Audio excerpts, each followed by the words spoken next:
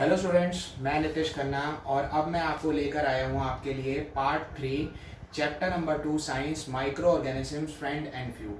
इस पार्ट के अंदर मैं हार्मफुल माइक्रो ऑर्गेनिजम्स के बारे में आपको बताऊंगा। उन माइक्रो ऑर्गेनिजम्स के बारे में हम इस वीडियो के अंदर डिस्कस करेंगे जिनकी वजह से हमें नुकसान होता है, जिनकी वजह से हमें बहुत सारी दिक्कतों का सामना करना पड़ता है। तो सबसे पहले मैं स्टार्ट करना चाहूँगा, एक वर्ड को आपको समझाता हूँ। यहाँ पर लिखा है पैथोजन। क्या होते हैं पैथोजेंस? ये वो माइक्रो ऑर्गेनिजम्स होते हैं जो कि किसी डिसीज को कोज करते हैं। जैसे कि आपको पता है कि ह्यूमन बॉडी के अंदर ऐसी बहुत सारे डिसीजेस होती हैं जिनका जिम्मेवार कोई ना कोई माइक्रोब होता है। तो डिसीज कॉजिंग माइक्रोब्स, वो माइक्रोब्स जो कि डिसीज कॉज करते हैं, उनको हम पैथोजेंस कहते हैं। अंडरस्टैंड? अब मैं एक एक करके हार्मफुल माइक्रो ऑर्गेनिजम्स के जो हमारे हार्म्स होते हैं माइक्रो ऑर्गेनिजम्स के द्वारा जो हमारे बॉडी पे आते हैं उसके बारे में डिस्कस करना चाहूंगा। सबसे पहले disease causing microbes in human being. कई सारी ऐसी कम्युनिकेबल डिसीजेस होती हैं। कम्युनिकेबल डिसीजेस का मतलब होता है ऐसे डिसीजेस जो किसी एक संक्रमित व्यक्ति से दूसरे व्यक्ति को हो सकती है। जैसे कि आज आपने देखा है कि कोविड-19, जिसको मैं बार बार डिस्कस करता रहता हूँ, ये एक ऐसी डिसीज है जो बहुत जल्दी एक व्यक्ति से दूसरे व्यक्ति में संक्रमित होती है। और इस डिसीज का कारण भी एक माइक्रोब है, एक वायरस है। इसलिए सबसे बड़ा जो हार्म माइक्रो ऑर्गेनिज्म द्वारा दिया जाता है वो होता है डिसीज कॉजिंग माइक्रोब्स, यानी कि पैथोजेंस। तो बस बहुत सारी कम्युनिकेबल डिसीज होती है, जैसे क्लोरिया हो गई, कॉमन कोल्ड हो गया, और बहुत सारे ऐसे डिसीज हैं जिनका जिम्मेवार कोई ना कोई माइक्रोब्स होता है। तो हार्मफुल माइक्रो ऑर्गेनिजम्स का जो सबसे बड़ा नुकसान ह्यूमन बींग्स के अंदर होता है, दे कॉज कम्युनिकेबल डिसीज। ये कम्युनिकेबल डिसीज कॉज करते हैं। आते हैं अपने अगले पार्ट में। कई सारी ऐसी डिसीज भी होती हैं जो एनिमल्स के अंदर माइक्रो ऑर्गेनिजम्स के द्वारा फैलती हैं। एनिमल्स के अंदर भी जो कैटल्स हैं, बहुत सारे ऐसे एनिमल्स हैं जिनके अंदर ऐसी बहुत सारी डिसीज होती हैं जिनका जिम्मेवार माइक्रो ऑर्गेनिज्म होते हैं।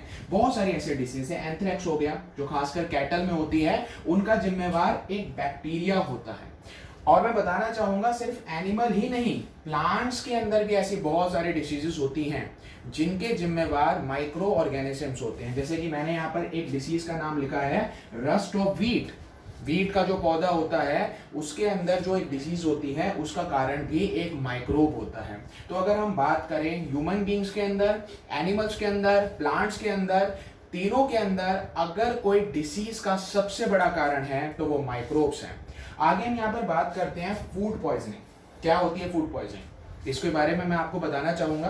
कभी कभी ऐसा होता है कि हम कुछ ऐसा भोजन कंज्यूम कर लेते हैं जो 1 दिन पुराना हो, 2 दिन पुराना हो, और उस खाने को कंज्यूम करने के बाद कभी हमें बहुत सारी दिक्कतों का सामना करना पड़ता है।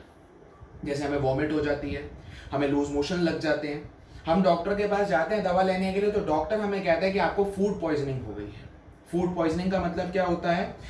ऐसा फूड कंज्यूम करना जिस पर माइक्रोब ने अटैक कर दिया है और उसके बाद जो हमारी तबीयत खराब होती है, उसको परिस्थिति को हम फूड पॉइजनिंग कहते हैं।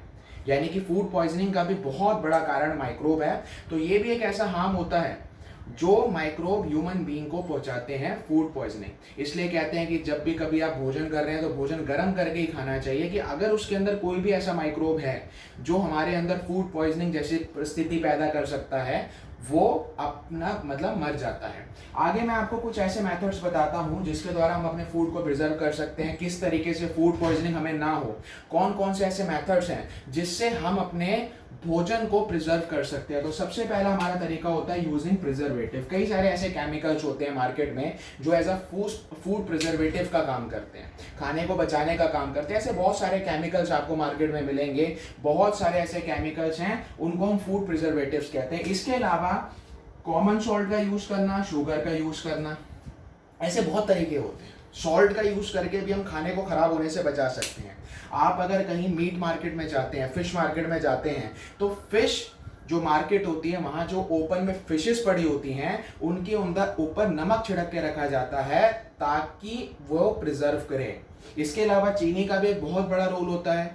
चीनी भी एक तरह का फूड प्रिजर्वेटिव होती है। या इसके अलावा यूजिंग ऑयल्स एंड विनेगर। आपने देखा होगा हमारे घर में जो अचार बनते हैं, जैसे आम का अचार, नींबू का अचार, ये सालों साल सुरक्षित रहते हैं। इनके सालों साल सुरक्षित रहने का कारण उनके अंदर जो ऑयल होता है या विनेगर हो गया, चाउमीन के अंदर जो डाला जाता है विनेगर, वो भी एक बहुत बड़ा प्रिजर्वेटिव का काम करता है। तो स्टूडेंट्स, ये मेरा पार्ट 3 था साइंस चैप्टर 2, जिसके अंदर मैंने आपको काफी सारी बातें बताई, मैंने हार्मफुल माइक्रो ऑर्गेनिज्म डिस्कस किया। जो मैं 4th पार्ट लेकर आने वाला हूं वो इस चैप्टर का आखिरी पार्ट होगा, जिसके अंदर मैं नाइट्रोजन फिक्सेशन और नाइट्रोजन साइकिल के बारे में आपसे डिस्कस करूंगा। Thank you.